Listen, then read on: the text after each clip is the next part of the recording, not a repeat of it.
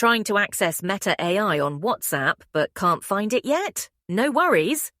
In this quick guide, I'll walk you through the steps to unlock it as soon as possible. First, make sure your WhatsApp is up to date. Head to the App Store or Google Play Store, and if an update is available, install it. This ensures you have the latest version, which is essential for accessing Meta AI. Still don't see it? Try reinstalling WhatsApp. Before doing this, back up your chats to avoid losing important messages.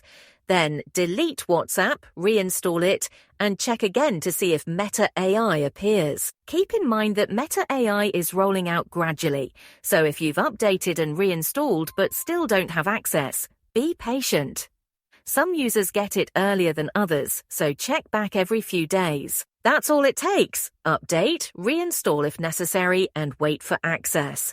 If this helped, hit the like button and subscribe for more WhatsApp tips. See you in the next one.